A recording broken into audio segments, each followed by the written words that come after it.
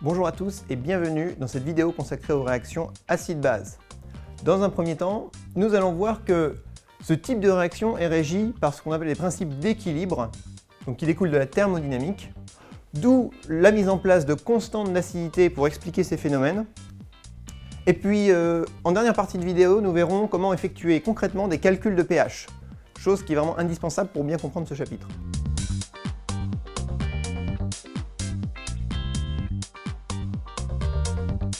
Alors, commençons tout de suite par quelques définitions, en particulier l'acidité. Donc ce qu'on appelle l'acidité,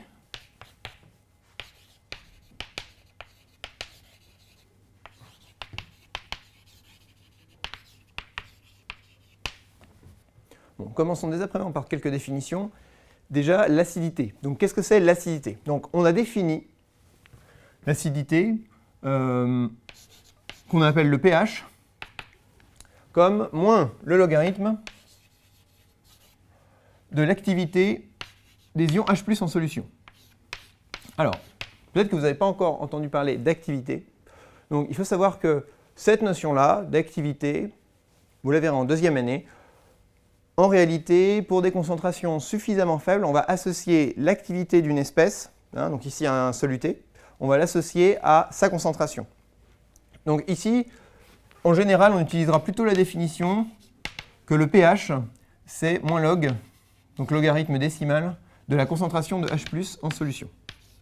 Ok, donc ça c'est important parce qu'on va en parler beaucoup du pH dans ce chapitre, puisque ça va être le facteur qui va déterminer quelle espèce est prédominante. Bon, je ne vais pas en dire trop tout de suite.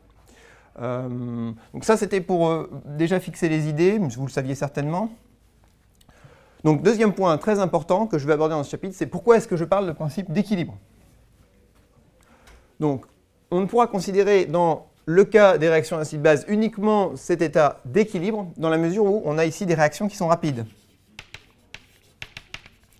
Donc retenez bien ça, les réactions acide-base sont rapides. Du coup, ce qui va nous intéresser, c'est quand ces réactions auront eu lieu, quel sera l'état d'équilibre qui va rester dans le système. Donc, pour étudier un état d'équilibre,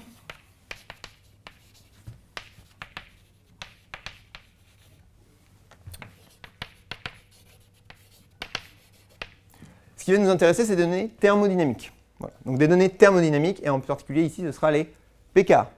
Je vais passer tout de suite à la deuxième partie pour vous expliquer un peu plus en détail ce qu'on va faire à ce sujet-là.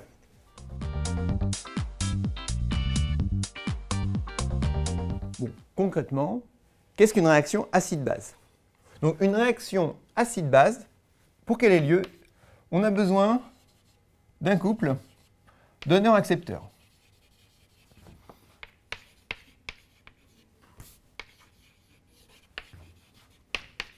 Donc ça, la notion de couple donneur-accepteur est très importante en chimie des solutions, car elle va déterminer une grande partie des réactions.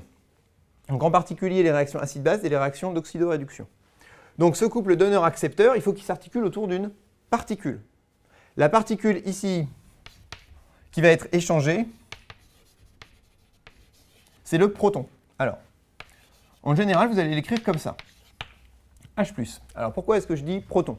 Donc ça, peut-être que vous l'avez déjà entendu, peut-être que vous n'avez pas forcément fait le lien tout de suite, mais l'atome d'hydrogène, il est constitué majoritairement, parce qu'on sait qu'il y a aussi des isotopes, mais il est constitué majoritairement d'un proton et d'un électron qui gravite autour de ce proton. Donc a priori, si vous ionisez, ou si vous enlevez l'électron qui gravite autour du proton de l'hydrogène, il n'y a plus qu'un seul proton. Donc en fait, vous avez un petit proton comme ça qui se balade en solution et qui va être échangé entre différentes espèces. Donc c'est toujours le cas dans les couples acide-base. Si vous repérez que vous avez un proton échangé entre deux espèces, alors vous pouvez définir un couple acide-base.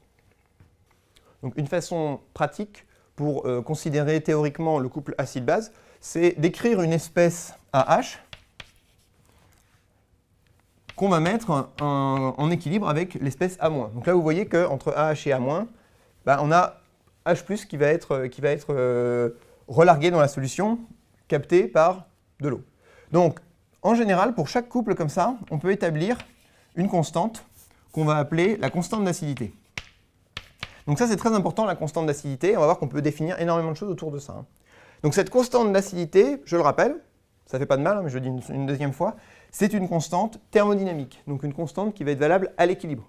L'équilibre, c'est quelque chose de très théorique, c'est quelque chose qu'on a au bout d'un temps infini, voilà, donc c'est quelque chose qui est facile à étudier, mais c'est quelque chose qu'on n'a pas souvent dans la pratique. Donc, ici, ce sera vrai de considérer cet équilibre, encore une fois, parce que les réactions sont rapides. Donc cette constante Ka, comment est-elle définie? Parce que ça, il faut vraiment vous poser cette question, comment on définit Ka? Donc on va la définir autour d'une réaction qui va être standardisée, qui est la suivante. Donc AH plus H2O. Donc H2O, ça va être ici, il va jouer le rôle d'une base, donc accepteur de protons, d'accord? Et là, AH va jouer le rôle de donneur. Autrement dit, AH va être l'acide, et ça va être la base qu'on va trouver dans le milieu. Donc ça va être une réaction ici que je vais écrire qui est théorique. Hein. Plus H3O+. Donc ça, c'est très important. C'est ce qu'on appelle l'ion oxonium. Okay, donc en fait, H3O+, c'est exactement comme H+, en solution. Juste, si vous laissez H+, dans une solution de H2O, H+, ne va pas se balader tout seul. Il va souvent aller sur un oxygène, et ensuite, il y a un autre H+, qui va être libéré, et ainsi de suite. D'accord. Donc là, ici, vous avez ce qu'on appelle les deux membres du couple acide-base. Et là, vous avez ici le solvant qui vient faire la réaction. Bon. Donc, évidemment, pour faire une réaction acide-base, il nous faut deux couples acide-base. Mais là, ici, cette réaction-là va nous permettre de définir le Ka de ce couple-là. Et ce Ka va être propre à ce couple. Okay, donc, il n'y a aucun couple acide-base qui a exactement le même Ka qu'un autre couple acide-base. D'accord? Bon, qu'est-ce qu'on peut dire de plus? Ici, on peut écrire, par exemple, l'expression du Ka. Donc, ici, le Ka, en fait, ça va être le quotient réactionnel à l'équilibre de cette réaction que j'ai écrite au-dessus. Donc ici, ce sera... Alors, je vais l'écrire en concentration, mais il faut savoir que c'est comme tout à l'heure, c'est des activités. Ici, je fais une approximation. Donc, la concentration à l'équilibre de A-, dans la mesure où ici, j'étudie des équilibres, hein,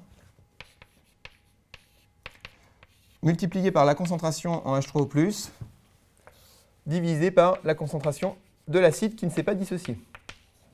Donc le terme dissociation, hein, ça vient du fait qu'ici, on a AH, donc a priori, on a le proton qui est associé avec l'acide, et sur la forme basique, on l'a dissocié. Donc on parlera souvent de dissociation pour les acides.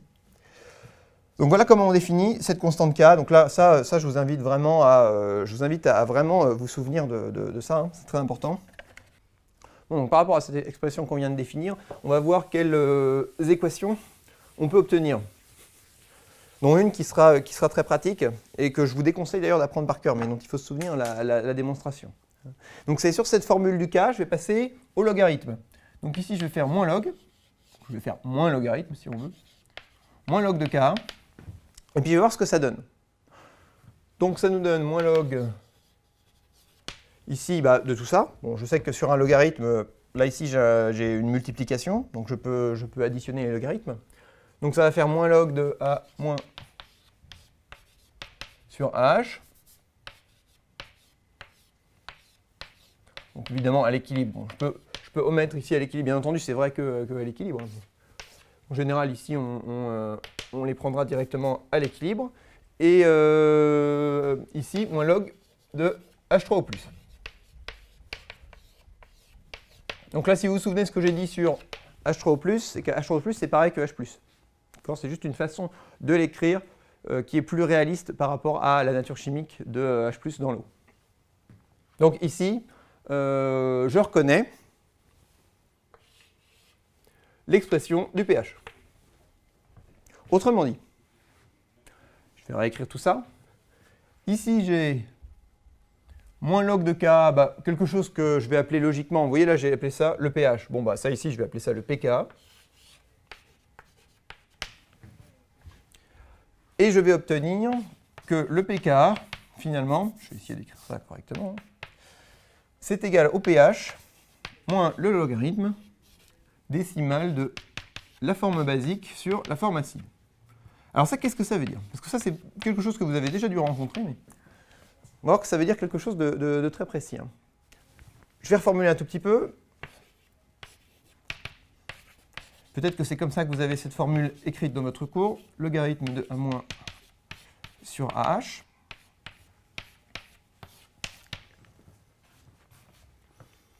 Donc ça, c'est très intéressant, parce que ça veut dire que Ici, on reconnaît le pH, autrement dit une grandeur du milieu chimique qu'on est en train d'étudier. Ici, qu'est-ce qu'on a? Une donnée thermodynamique, donc quelque chose qui est en rapport avec les différentes énergies des espèces en présence. Et là, on a les concentrations des espèces. Donc ça veut dire que les concentrations des espèces en solution, elles sont déterminées par une donnée thermodynamique. Donc voilà en fait la relation entre ces deux espèces. Donc une donnée thermodynamique plus une donnée correspondant au milieu. Donc comment est-ce qu'on va pouvoir traduire ça? En général, on fait un schéma. Donc ici, on voit que le paramètre déterminant, ça va être le pH. Donc ce pH, c'est ce qu'on va trouver dans le milieu. Donc je peux mettre une échelle en pH. Ici, qu'est-ce qui va discriminer entre A- et AH? Ça va être le pKa. Donc le pKa, voilà, je vais le mettre sur l'échelle de pH. Et ensuite, qu'est-ce qui va se passer? Si mon pH est plus grand que mon pKa, important, il faut bien comprendre ça. Si mon pH est plus grand que mon pKa, bon, ça veut dire que ici, pH moins pKa est positif, vu que mon pH est plus grand. Donc du coup, mon log est positif, ça veut dire que A- est plus concentré que AH.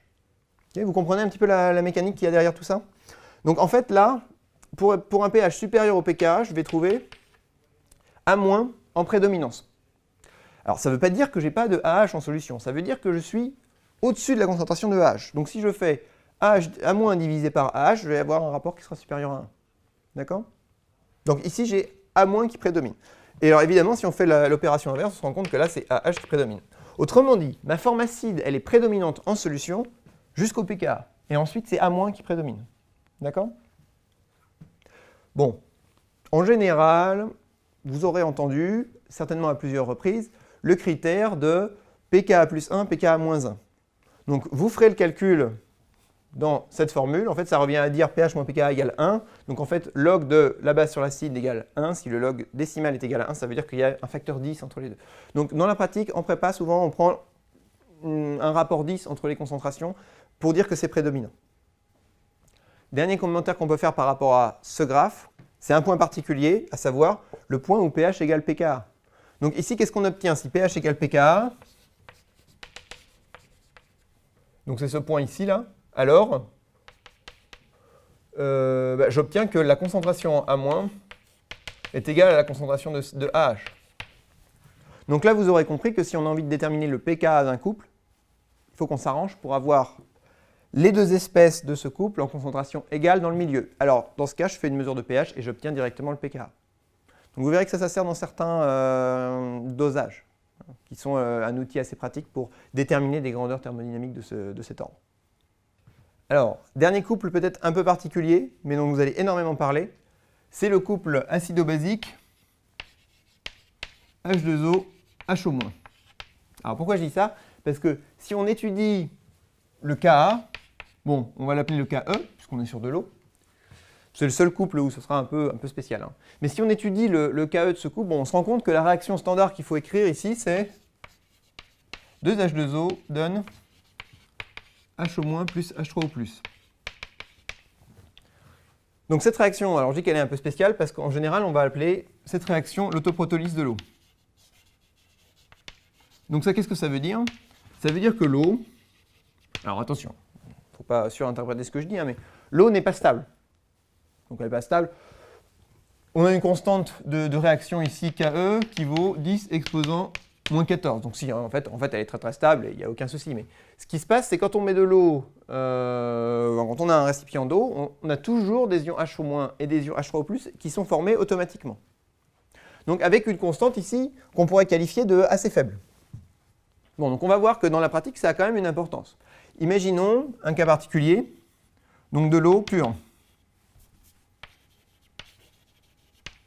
Donc si je prends le cas de l'eau pure, j'ai qu'une seule réaction en solution qui va se dérouler. Donc si je veux étudier ce cas de l'eau pure, je vais juste avoir la réaction que j'ai écrite au-dessus.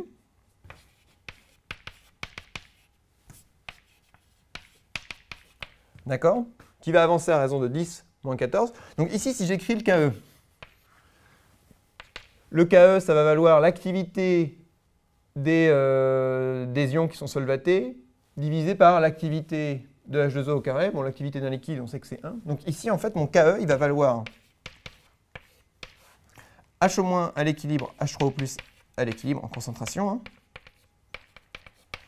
Et donc ça a une application extrêmement importante. Ça veut dire que dans toutes les solutions aqueuses, et vraiment toutes, on a la concentration de H au moins multipliée par la concentration de H3O+, qui est constante. Constante fixée par la thermodynamique. D'accord? Donc c'est vraiment quelque chose qui est immuable. Et ça vaut 10 exposant moins 14. Donc ici, une remarque qu'on peut faire, c'est dans le cas de l'eau pure, donc, qui était le modèle que j'avais pris pour détailler ce calcul. Dans le cas de l'eau pure, on se rend compte que on a autant de H- formé que de H3O+. Donc là, on se retrouve avec une deuxième hypothèse qui est que H- est égal, la concentration de H- à l'équilibre est égale à la concentration d'H3O+. Et ça, vous l'aurez compris, on trouve H3O+ égale 10 moins 7, d'où pH 7 en fait. C'est de là que ça vient, le pH 7. Donc le pH de l'eau pure, il est dû, on peut le calculer grâce à cette réaction qu'on appelle l'autoprotolyse.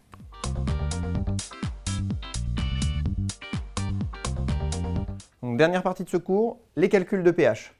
Donc c'est quelque chose qu'on va vous demander de faire assez tôt. Donc là je vais vous présenter deux exemples. Donc un premier exemple sur ce qu'on appelle l'acide sulfureux. Je ne fais pas d'erreur, hein. Ce n'est pas l'acide sulfurique, c'est l'acide sulfureux ici. Donc l'acide sulfureux H2SO3. Je ferai remarquer que l'acide sulfurique c'est H2SO4, ça change tout. Hein. Et puis sur l'acide éthanoïque, qu'on appelle aussi l'acide acétique. Donc, je vais le noter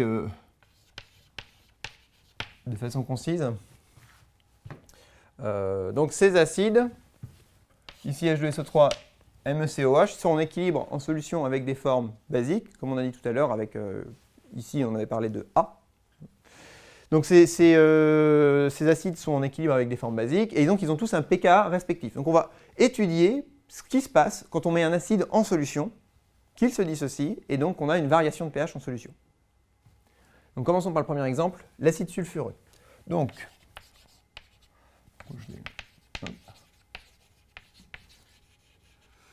ce qu'on peut faire tout de suite, c'est rappeler le pKa. Donc ce pKa, donc ici qui est assez faible,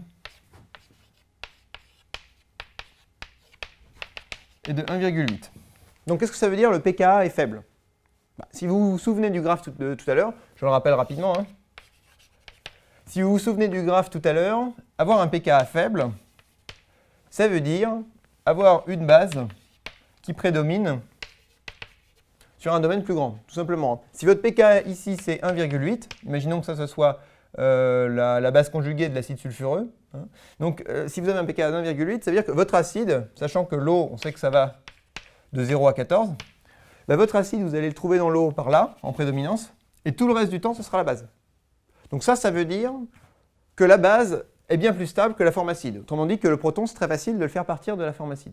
D'accord? Donc ici, ce sera le cas. On a un acide donc, qu'on peut appeler acide fort. Donc ça, c'est très important. Donc acide fort, qu'est-ce que ça veut dire? Ça veut dire qu'il va avoir tendance à se dissocier facilement dans l'eau. Donc j'ai pris un exemple qui marche bien pour vous montrer le comportement d'un acide fort et les hypothèses qu'on peut faire quand on fait le calcul du pH. Donc ici, allez, on se lance dans le calcul. Donc évidemment, première étape, si on veut faire un calcul de pH, on a besoin d'écrire la réaction qui se produit en solution. Donc ici, la réaction, c'est l'acide sulfureux plus, bon là si vous avez suivi, vous savez que c'est H2O, puisqu'on va écrire la réaction standard pour avoir une première équation qui va être l'équation du Ka, donne HSO3- plus H3O+. Donc qu'est-ce qu'on va faire avec cette équation? Bon, on a une concentration ici qu'on peut appeler C. Donc je vais poser cette concentration C, on va la prendre égale à 10-4 mol par litre. Donc ici, on a C à l'instant initial, d'accord? 0 ici à l'instant initial. Donc là, c'est le moment où je mets l'acide en solution. Je ne suis pas à l'équilibre, là, je suis à l'instant initial, d'accord? Et puis, à l'instant final, Donc pour un acide, on a dit, enfin pour une réaction acide-base, on a dit que c'était l'équilibre. Bon, qu'est-ce que je vais avoir? Est-ce que je peux avoir 0 acide à l'instant final? Non, parce qu'on sait que ces espèces elles sont en équilibre. Donc ça veut dire que les deux existent en solution. Donc là ici, vu que je suis dans le cas d'un acide fort, je vais considérer que H2SO3 se dissocie complètement. Donc je vais appeler ça epsilon, je vais dire c'est epsilon une concentration très faible. Et puis ici j'ai quand même une quantité, c'est à peu près C la quantité qui a réagi, donc en fait ici je devrais mettre C moins epsilon, si je veux être tout à fait exact, pour qu'il y ait conservation de la matière, hein, entre les espèces soufrées ici. Mais dans la pratique, je vais juste mettre C, et ça ne changera pas grand chose parce que epsilon est tout petit. Et donc H3O+, logiquement, là, ici on a les proportions stoichiométriques, donc on a aussi la concentration C. Donc ça, qu'est-ce que ça implique? Ça implique que finalement, j'ai le Ka ici qui va me donner une équation, et puis j'ai une seule inconnue, epsilon. Donc à partir du moment où j'ai trouvé epsilon, j'ai résolu mon système. Donc je vais vous montrer comment on fait ça. Donc ici le Ka, ça va être égal à C carré sur epsilon, d'où epsilon égale C carré sur Ka. Bon. Donc ici, si on fait l'application numérique, on sait que la concentration C elle est de 10,4 mol par litre. Ici, mon pK il est de 1,8. Autrement dit, ça me fait 8 moins 1,8. Donc on a du 10 exposant moins 6,2 mol par litre pour epsilon. Donc ça, qu'est-ce que je vais en faire? Bon. Donc, on va essayer de vérifier cette hypothèse de acide fort. Voilà, parce que sinon, ça ne sert à rien de calculer epsilon. Donc ici, qu'est-ce qu'on remarque? On remarque un truc assez important, c'est que HSO3- donc en concentration vaut C, donc 10 moins 4 mol par litre. Et H2SO3 en concentration, donc à l'équilibre bien entendu, et ici dans ce chapitre tout est à l'équilibre, 10 moins 6,2 mol par litre. Autrement dit, on est en train de dire que cette forme-là est prédominante. Prédominante parce qu'on a quand même une concentration qui est supérieure à 100 fois supérieure. Donc on a de la marge. Donc ça veut dire que si je me place, pour vérifier tout ce qu'on a dit tout à l'heure, mais si je me place sur un axe de pH, encore une fois, que je place mon pKa, je dois me trouver dans quel domaine? Logiquement, je dois me trouver dans le domaine des bases. Bases prédominantes. Donc on va le vérifier tout de suite. Mon pKa c'est 1,8. Et là, ici, comment je peux trouver mon pH, à votre avis?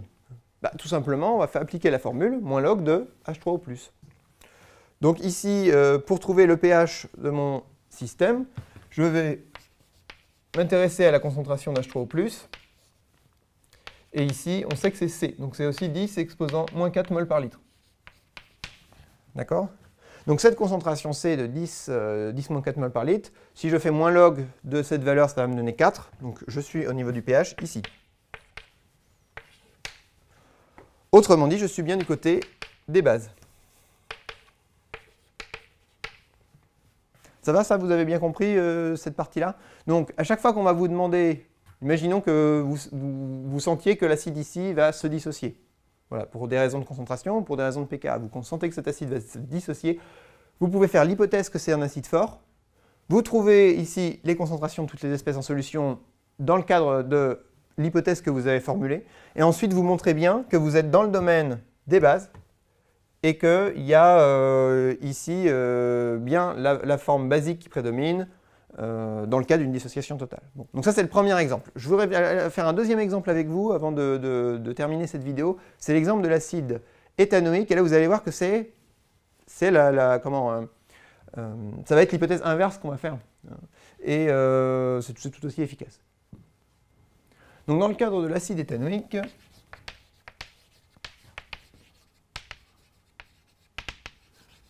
donc je ne dirais pas que c'est un acide vraiment, enfin c'est pas un acide très faible, c'est un acide relativement faible par rapport à celui qu'on a étudié avant. Donc ici, si je m'intéresse au couple MECOH, bon là vous l'aurez compris, MECO-, c'est toujours le même principe, c'est un échange d'H+. Donc ici, je peux définir un pK, et ce pK est égal à 4,8. Donc vous voyez que là, on est un peu au-dessus de ce qu'on a étudié juste avant. Donc qu'est-ce que ça va changer? Donc là, ici, je vais prendre une concentration nominale de 10-2 mol par litre.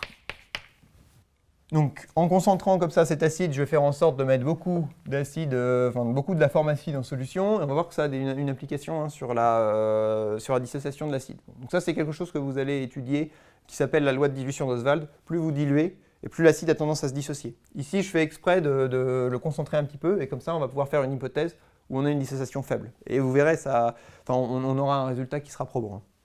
Donc, ici, je vais faire comme si l'acide était faible. Donc autrement dit, une dissociation faible. Et puis ensuite, on verra si c'est vrai en vérifiant comme tout à l'heure. Donc écrivons tout de suite la réaction. Hein.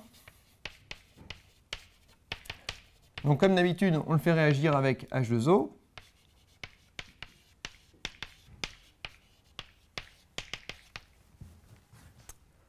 Donc ça, qu'est-ce que ça nous donne? Bon, ici, une concentration nominale C, comme tout à l'heure. Ici, peu importe. 0 au début. Donc ça, c'est dans les conditions, initialement quand je le mets en solution. Et ensuite, on a l'équilibre qui se fait immédiatement. Donc ici, à l'équilibre, je mets directement équilibre. Bon, qu'est-ce que j'ai? Tout à l'heure, on avait placé epsilon comme petite quantité. Bon, on va réemployer cette notation. Ici, on dit l'acide est faible. Donc faible dissociation. Bon, C moins epsilon. Allez, vous l'aurez compris, je vais mettre C. Je ne vais pas laisser 0. Je vais dire que une petite quantité, ici, epsilon, s'est formée. Bien, alors ça c'est toujours en équilibre avec le K. Et le K ici, on a dit qu'il valait 10 exposant moins 4,8. Donc, je vais faire la résolution. Ici, j'ai qu'une seule inconnue, une équation, pas de problème. Donc ici, in fine, on a epsilon qui va être égal à la racine de K fois C. Bon, et ça, est-ce qu'on peut résoudre facilement? Ici, on a 4,8. Là, on a 10 exposant moins 2. Donc, on trouve que epsilon est égal à 10 exposant moins 3,4. Hein. Voilà, je vous laisse faire le calcul. Donc, c'est des mols par litre, bien entendu, puisqu'on parle ici de la concentration de l'espèce ici de la base et de H3O+. Bon, vous voyez que là, on va faire exactement la même chose que tout à l'heure. On va essayer de montrer qu'on est dans le bon domaine de pH pour considérer que la forme acide est encore prédominante. Hein. Donc, je vais écrire ici les concentrations de façon à ce que ce soit vraiment clair. La concentration en acide éthanoïque, c'est C. Donc elle est à peu près égale à 10 exposant moins 2 mol par litre. La concentration en base conjuguée, elle est de 10 exposant moins 3,4 mol par litre. Et qu'est-ce qui me reste? Évidemment H3O+. H3O+, qui va me permettre de déterminer le pH de la solution. Donc H3O+, lui, il est aussi concentré 10 exposant moins 3,4 mol par litre. Ok, donc si je fais, comme d'habitude, mon graphe, pour déterminer les espèces dominantes, je me rends compte que, plaçant le pK ici à 4,8, là, j'ai mon pH. Bon, vous voyez qu'on est bien du côté des formes acides. Donc ici,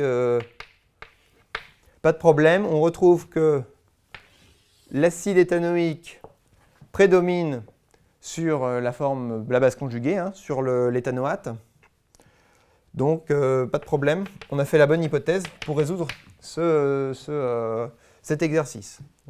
Donc, peut-être que vous aurez quelques difficultés au début à formuler les hypothèses efficacement. Peut-être que vous allez vous dire « Ah, ça s'appelle acide éthanoïque, alors je vais considérer que c'est une dissociation totale. » Bon, c'est pas très grave si vous n'avez pas tout de suite les bons réflexes, mais pensez à vérifier toujours les hypothèses que vous faites. Ici, ma phase de vérification, c'est la forme acide prédomine sur la forme basique. C'est bon, je valide. Donc mon hypothèse était, a priori, mon hypothèse n'était pas stupide au début. Dans cette vidéo, on a vu des rudiments de chimie des solutions, mais vous avez déjà assez de connaissances maintenant pour traiter la plupart des exos sur les réactions acido-basiques. Donc je vous invite à vous entraîner parce que dans la suite de votre programme, vous aurez énormément de choses sur la chimie des solutions et c'est très important de bien maîtriser ça. Merci, à bientôt.